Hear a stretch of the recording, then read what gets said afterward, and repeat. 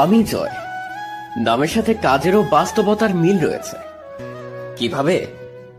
চলুন বন্ধুরা দেখে নেই। আজ ভার্সিটির প্রথম দিন। ঝটফট নাস্তা করে হোস্টেল থেকে বের হয়ে ভার্সিটিতে যাই।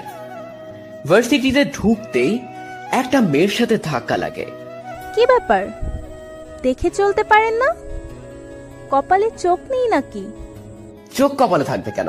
চোখ চোখের জায়গায় আর কপাল কপালের জায়গাতেই আছে। আপনি তো এসে ধাক্কা দিলেন, আবার উল্টো আমার দোষ দিচ্ছেন।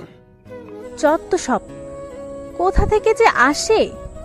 মঙ্গল গ্রহ থেকে এসেছি। ভাবলাম পৃথিবীতে গেলে আপনার দেখা পাবো, তাই পৃথিবীতে আসা। মেয়েটি ভ্রু কুঁচকিয়ে কিছু না বলেই চলে গেল। ক্লাস করতে বরাবরই আমার অনীহা ছিল, তাই ক্লাসে আর গেলাম না। পুরো কলেজ ঘুরে দেখলাম কয়েকজন সিনিয়র ভাই একসাথে আড্ডা দিচ্ছিল। এই ছেলে, ফার্স্ট ইয়ারে ভর্তি হয়েছ নাকি? জি ভাইয়া। ওকে, এখানে এসো। সিনিয়ররা যা বলবে তা অবশ্যই শুনবে, সিনিয়রদের রেসপেক্ট করবে, নইলে হোস্টেলে টিকতে পারবে না। আর হ্যাঁ, ওই যে নীল 3 পিস পরা মেয়েটা দেখছো, ওর নাম নীলা। নীলাকে এই ফুলটা দিয়ে প্রপোজ করবে। বুঝতে পারলাম র্যাগিং এর শিকার হতে চলেছি। কি আর করা, ফুলটি নিজের হাতে নিলাম। ভয়ে ভয়ে মেয়েটির কাছাকাছি গিয়ে দেখি সেই মেয়েটি। উৎফুল্ল মনেই সরাসরি নীলাকে প্রপোজ করলাম। Hi, I love you. আপনি কি পাগল? একবার ইচ্ছে করে ধাক্কা দিলেন, আবার এখন প্রপোজ করছেন? ভার্সিটিতে কি এগুলোই করতে আসেন নাকি? আপনার যে চেহারা, আমি কি ছাগল যে আপনাকে প্রপোজ করতে যাব? ওদিকে দেখেন, বড় ভাইগুলোর র্যাগিং এর শিকার হয়ে আপনাকে প্রপোজ করছি। নীলার রেগে গিয়ে বলল, আমি দেখতে খারাপ? আর ওদিকে তো কেউই নেই, ফাইজলামি করেন? আমি একদম বাঁশ খেয়ে গেলাম। সিনিয়ররা পালিয়েছে? আরে কয়েকজন ছিল তো, হয়তো পালিয়ে গেছে। ইডিয়ট।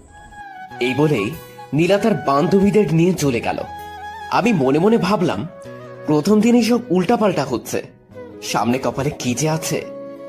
প্রথম ক্লাস মিস করেছি, ভাবলাম দ্বিতীয় ক্লাসটা করে আসি। May I coming sir? Yes, coming. Thank you sir. Sir বকবক শুরু করে দিল। টানা ৪৫ মিনিট বকবক শেষে স্যার চলে গেল। ইতিমধ্যেই দুজন নতুন বন্ধু বানিয়ে ফেলেছি, রিফাত ও জনি। আমরা অডিটোরিয়ামের সামনে গেলাম, দেখি নীলা সেখানে বসে আছে। আমি বারবার নীলার দিকে তাকিয়ে দেখছি। মেয়েটা দেখতে অবশ্য খারাপ না। নীলাও আর চোখে আমার দিকে তাকাচ্ছে। বুঝতে পারলাম এটা লাভ এট ফার্স্ট সাইট। কিরে, বারবার ওইদিকে তাকিয়ে কি দেখছিস? কোনো দিকে তাকাচ্ছি না তো। তাই না? ওই মেয়ের দিকে তাকিয়ে বারবার দেখছিস, ব্যাপার কি? ভাবলাম বন্ধুদের কাছে কিছু লুকিয়ে লাভ নেই, তাই বললাম, আর বলিস না, ভার্সিটির প্রথম দিনে কেন জানি না সব কিছু উল্টো পাল্টা হচ্ছে। কি হয়েছে? আমি সব কিছু ওদেরকে খুলে বললাম। मामा डाल में कुछ काला है। আরে না, তেমন কিছু নয়। আরে লজ্জা কিসের? প্রপোজ যখন করেই ফেলেছিস, প্রেমটা করেই ফেল। চল আজকেই সব সেট করে দিই, কি বলিস জনি? হ্যাঁ মামা, ভার্সিটির প্রথম দিনেই তোরে প্রেম করায় দিই, ট্রিটটা পরে দিস। আরে না, তাই হয় নাকি? আজকে ভার্সিটির প্রথম দিন আর আজকেই কাপল লাইফ শুরু করে দিব? আর মেয়েটাকে ভালো করে চিনিই না, শুধু নামটাই জানি। আরে বেটা, এখন তো নাম জানিস, 2 দিন পর ভাবির 14 গোষ্ঠী সম্পর্কে জানতে পারবি। ও মাই গড, এখনো পর্যন্ত প্রেমই হইল না আর ভাবি বানাই ফেললি? শুভ কাজে দেরি কিসের? চল আজকে তোর একটা ব্যবস্থা করেই ছাড়বো, নইলে আমি নোয়াখালীর পোলাই না। হয়, নোয়াখালী তো মঙ্গল গ্রহের রাজধানী, তোরা সবই করতে পারোস। একদম ঠিক বলেছিস মামা। আরে বেটা, দেখ আমি কি করি। কি করবি তুই? তোর সাথে নীলার প্রেম করাই ছাড়বো। ধুর, ওর সাথে 2 বার সাক্ষাতেই ঝগড়া হয়েছে, এটা পসিবল না। তুই দেখতে থাক। এই বলে জনি নীলার দিকে যেতে থাকলো। মামা থাম, আমি বুঝতে পেরেছি তোর অনেক সাহস, তুই সব পারিস। আজ ভার্সিটির প্রথম দিন, তাই মাফ কর। সবুরে মেওয়া ফলে রে। ধুর বেটা, সবুর করতে করতে সারাটা জীবন সিঙ্গেল থেকেই যাবি।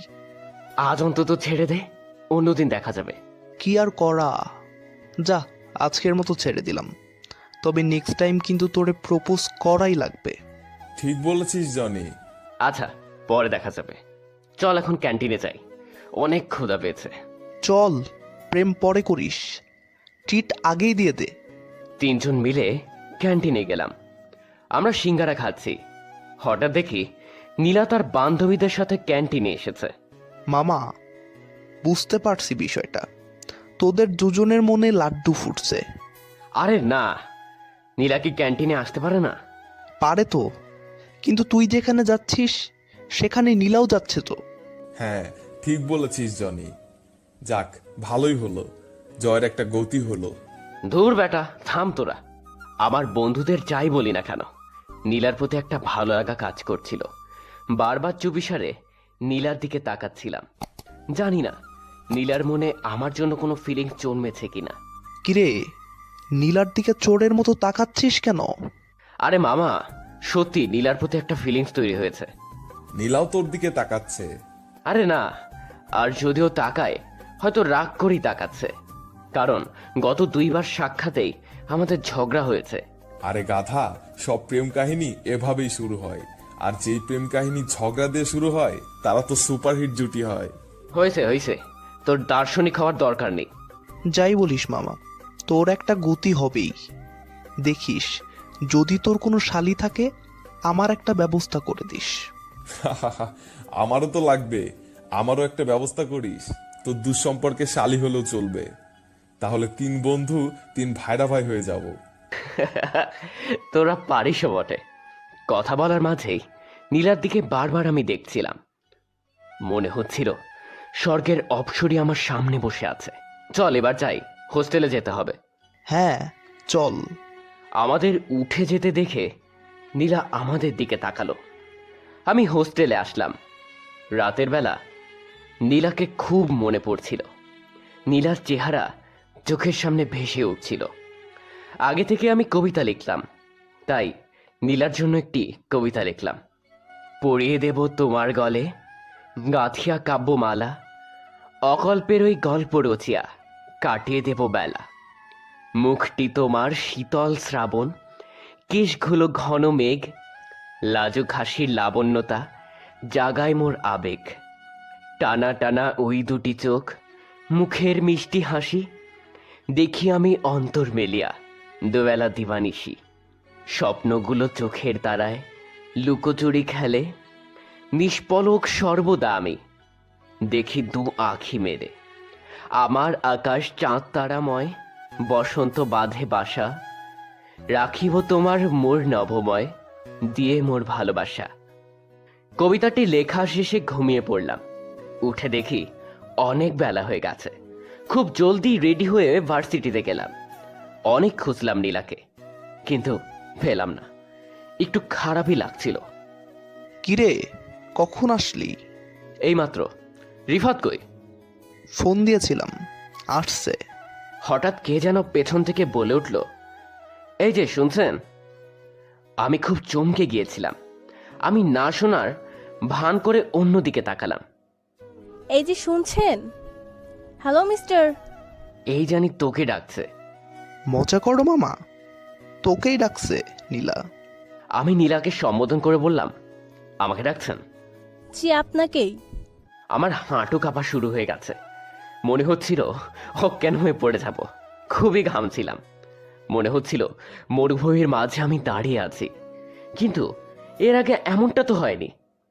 আস্তে আস্তে নীলার সামনে গেলাম। জি বলুন। আজ ক্যান্টিনে 2টার সময় দেখা করবেন। কেন? দরকারি কথা আছে। ইচ্ছে হলে আসবেন, না হলে নয়। না না, অবশ্যই আসবো। নীলা চলে গেল। আমি তার দিকে চেয়েই রইলাম। ভেতরে ভেতরে অনেক উত্তেজিত হয়ে গেলাম। নীলা দেখা করতে বলেছে। আমি ভাবতেই পারছিলাম না। কিরে, এখানে দাঁড়িয়ে আছিস কেন? নীলার সাথে কথা বললাম। জনি আমাদের কাছে আসলো। আজ দুজা ক্যান্টিনে দেখা করতে বলল। বাহ, তলে তলে এত দূর। মামা, লাইন ক্লিয়ার। আরে না, হয়তো অন্য কিছু বলবে। আমি খুব নার্ভাস ফিল করছি। সময় যত যাচ্ছে আমার উত্তেজনা ও নার্ভাসনেস বৃদ্ধি পাচ্ছে। আমার ক্লাসে গেলাম। ক্লাস করতে করতে দেখলাম নীলা একটা ছেলের সাথে বারান্দা দিয়ে হেঁটে যাচ্ছে। কিরে, নীলাকে অন্য ছেলের সাথে দেখছি, ব্যাপার কি? জানি না, হয়তো ওর বয়ফ্রেন্ড হবে।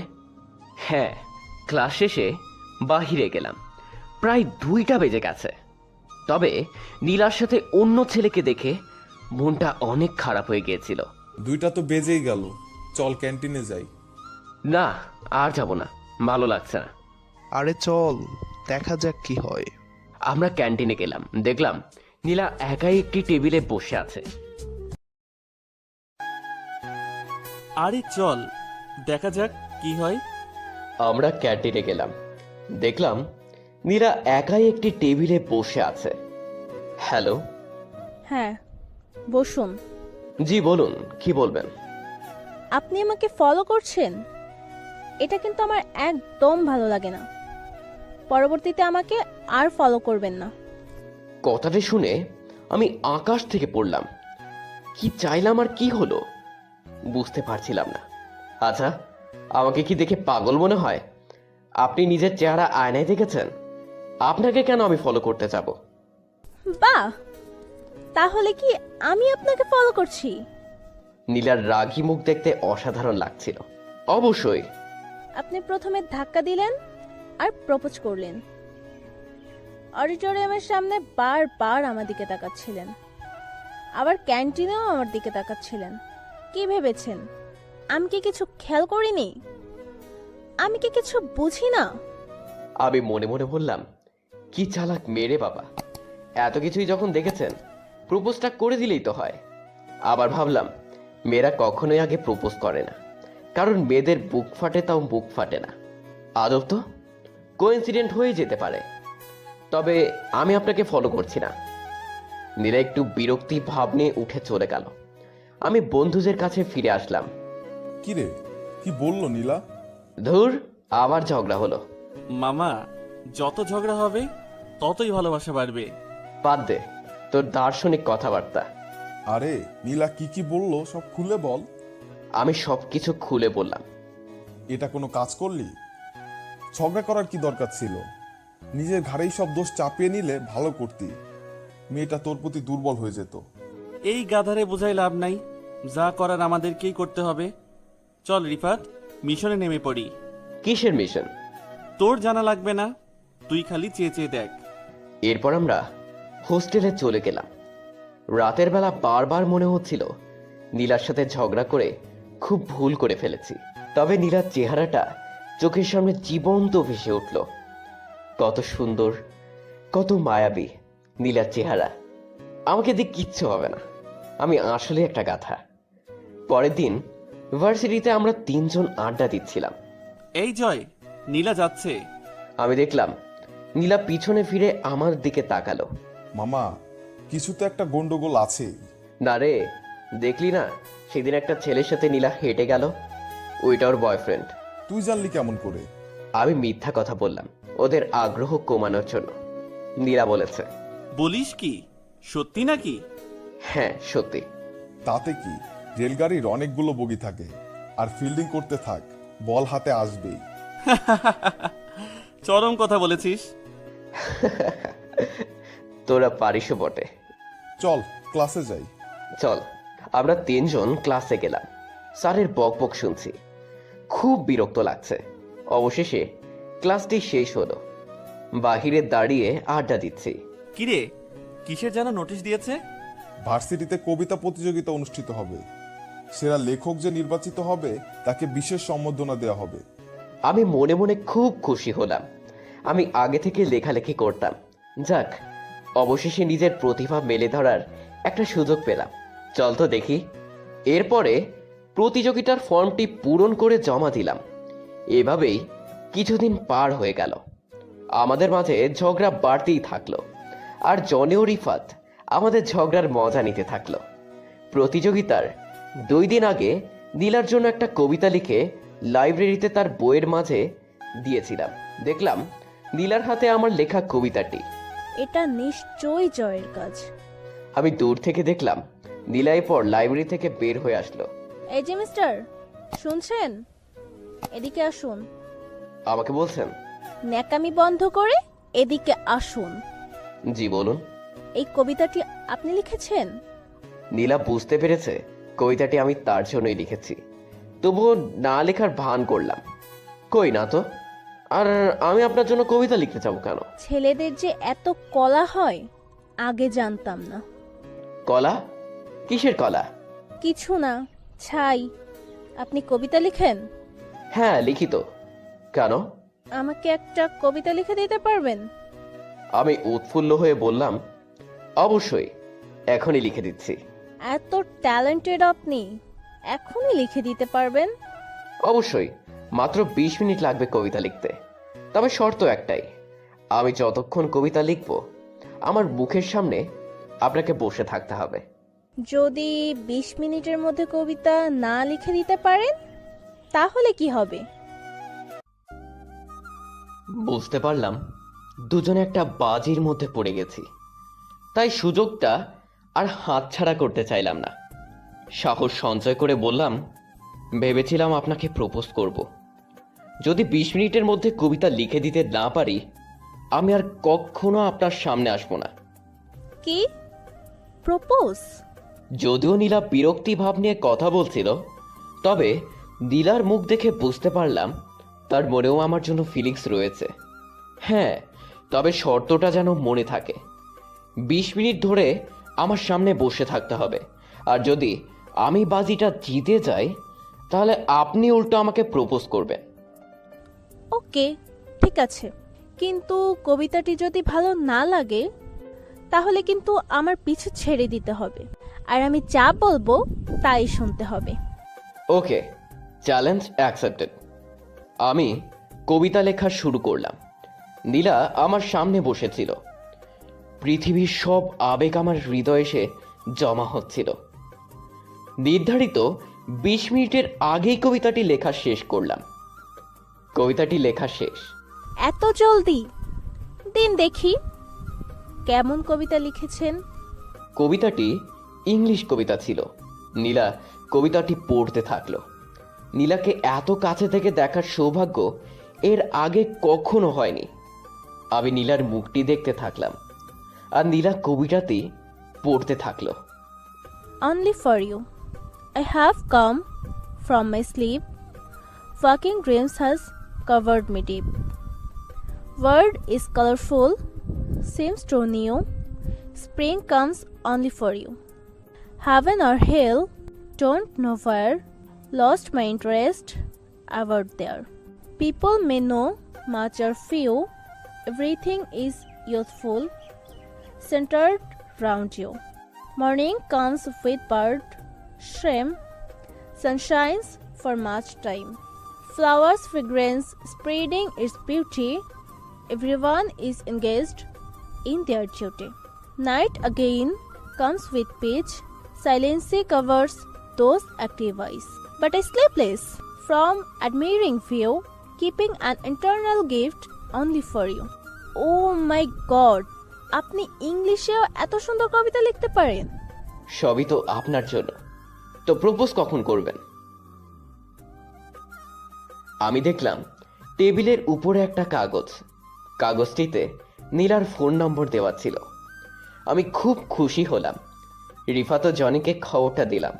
মামা, লাইন ক্লিয়ার হয়ে গেছে। একদম ঠিক, এই উপলক্ষে একটা পার্টি তো দিতেই হবে।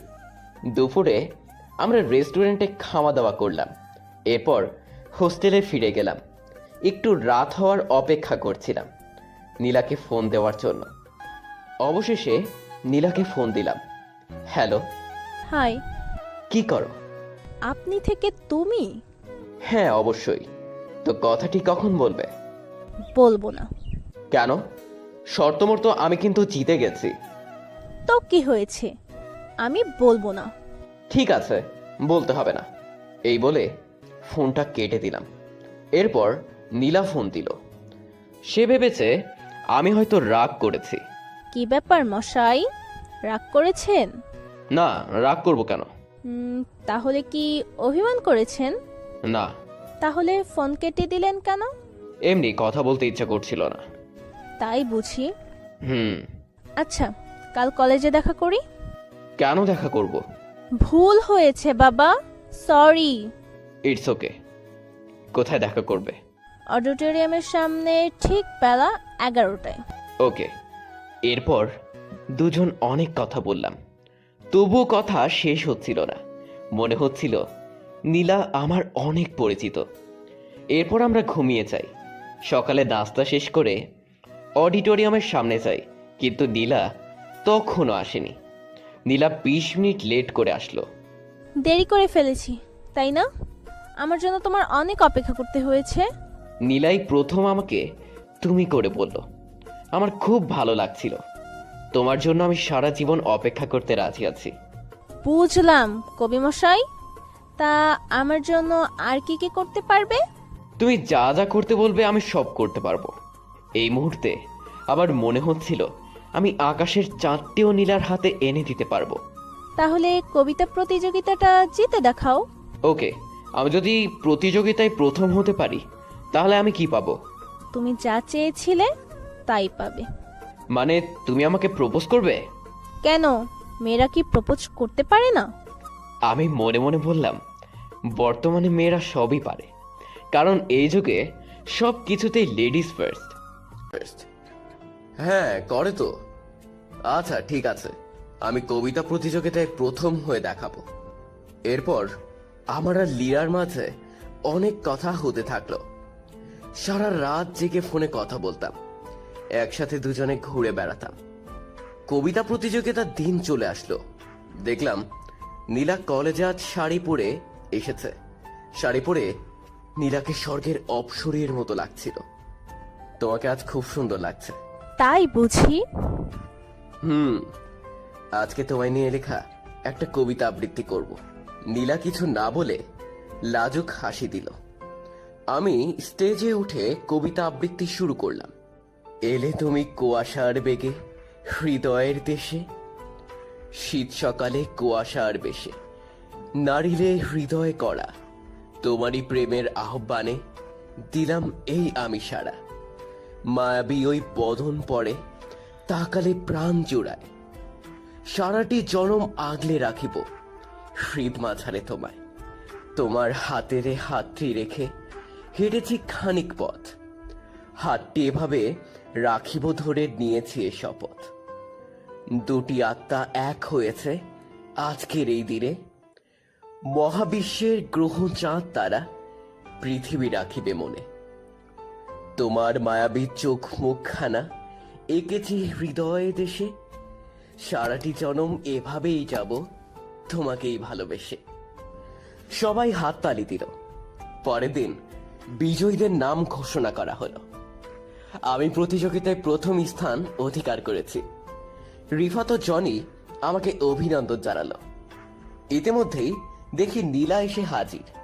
সরাসরি এসে আমায় বলল, I love you. I love you so much. Take the prize. It's a rose. Rose is the symbol of beauty, symbol of purity, and symbol of love. I love you too. আমি খুব উচ্ছ্বসিত ছিলাম। রিফাত ও Johnny এসে আমাকে আবারও অভিনন্দন জানালো। একটু পরেই দেখি যে সিনিয়র ভাই আমাকে র‍্যাগ দিয়েছিল, সে নীলাকে ডাকছে। কে উনি? আমার ফ্রেন্ড আসিফ। আমি একদম হতবাক হয়ে গেলাম। নীলা তাহলে আমার সিনিয়র? আমি বিশ্বাসই করতে পারছিলাম না। নীলাকে কখনো জিজ্ঞেসও করা হয়নি সে কোন ইয়ারে পড়ে। আসিফ ভাই কাছে আসলো। আসিফ, এ হচ্ছে জয়, আমার বয়ফ্রেন্ড। আমি আসিফ ভাইকে দেখে মুখ লুকাচ্ছিলাম। আরে তুমি সেই ছেলে না? তোমাকে তো বলেছিলাম নীলাকে প্রপোজ করতে। তুমি নীলার বয়ফ্রেন্ড? তার মানে জয় তুমি আমার জুনিয়র? কি বলবো কিছুই বুঝতে পারছিলাম না। আমরা সবাই হতবাক হয়ে গেলাম একেবারে। আমি আর 1 মিনিটও না দাঁড়িয়ে হোস্টেলে চলে আসলাম। রাতে নীলার কল আসলো। আসলে আমি জানতাম না তুমি আমার সিনিয়র, তাহলে আমি কখনো তোমার জন্য কবিতা লিখতাম না আর তোমায় প্রপোজও করতে বলতাম না। তার মানে এখন আমাদের মাঝে কোনো রিলেশন নাই? না, আসলে বিষয়টা তা নয়। তাহলে বিষয়টা কি? জানি না, আমার কাছে কোনো উত্তর নেই। বোকা ছেলে কোথাকার। যা হবার তা হয়ে গেছে, আমি তোমাকে খুব ভালোবাসি, যে যাই বলুক না কেন। আমরা ভালোবেসে আজীবন একে অন্যের পাশাপাশি থাকবো। আমিও তোমায় খুব ভালোবাসি, কিন্তু চক্ষু লজ্জার জন্য সবার সামনে ভার্সিটিতে কিছু বলতে পারিনি। কিছু বলতে হবে না, কিছু বলার দরকার নেই। শুধু আমাকে এভাবেই ভালোবাসবে, আর মাঝে মাঝে আমার জন্য কবিতা লিখবে। আর অন্য কোনো মেয়ের দিকে তাকানো যেন না হয়, তাহলে কিন্তু তাহলে কি? আগেই আমরা বিয়ে করে ফেলবো। তাহলে চলো বিয়েটা সেরেই ফেলি। শখ কত? শক্ত হবেই। তোমার সাথে আমার কয়েকদিনের পরিচয়, কিন্তু এখন মনে হয় আমাদের পরিচয় কয়েক জনমের। অনেক প্রেম হয়েছে কবি মশাই। কাল যে আমার বার্থডে, তা কি আপনার মনে আছে? আমি কি তোমার জন্মদিনের তারিখ ভুলতে পারি? তাই না? তো কাল আমাকে কি উপহার দিবে? সারপ্রাইজ, কালকেই দেখতে পাবে। ওকে, তাহলে কাল ঠিক 10টায় দেখা হচ্ছে। ওকে। এরপর আমরা আরো অনেক কথা বললাম। পরের দিন আমি খুব সকাল সকাল উঠলাম। নীলার জন্য একটি গিফট কিনেছি। 10টার আগেই অডিটোরিয়ামের সামনে গেলাম। এত দেরি করলে যে? কোথায় ছিলে তুমি এতক্ষণ? ও মা, এখনো তো 10টাই বাজেনি। বুঝতে পারলাম নীলা অনেক এক্সাইটেড, তাই সে ঘড়ি না দেখেই জলদি আমার সাথে দেখা করতে এসেছে। তাই তো, আমি একটুকুও খেয়াল করিনি। চোখ বন্ধ করো। কেন চোখ বন্ধ করব কেন? আহা, করোই না। ঠিক আছে, এই নাও, চোখ বন্ধ করলাম। আমি নীলাকে একটু দূরে নিয়ে গেলাম। জনি ও রাহাতের সাহায্যে নীলার অনেক বড় একটি ফটোগ্রাফ তৈরি করেছিলাম। আর ফটোগ্রাফের মধ্যে আমার একটি কবিতা লেখা ছিল। আমি আমার ও নীলার সকল বন্ধু বান্ধবীদের ইনভাইট করেছিলাম। এবার চোখ খোলো। ও মাই গড, আমি নিজের চোখকে বিশ্বাস করতে পারছি না। আমার জীবনের বেস্ট বার্থডে গিফট আজ তুমি দিলে জয়। এই বলেই নীলা আমাকে জড়িয়ে ধরলো। এভাবেই আমাদের প্রেম সার্থকতা পেল। বন্ধুরা, ভালোবাসায় গায়ের রং, হাইট ও বয়স কোনো বিষয় নয়। ভালোবাসার সবচেয়ে গুরুত্বপূর্ণ বিষয় হচ্ছে দুটি মনের মিলন।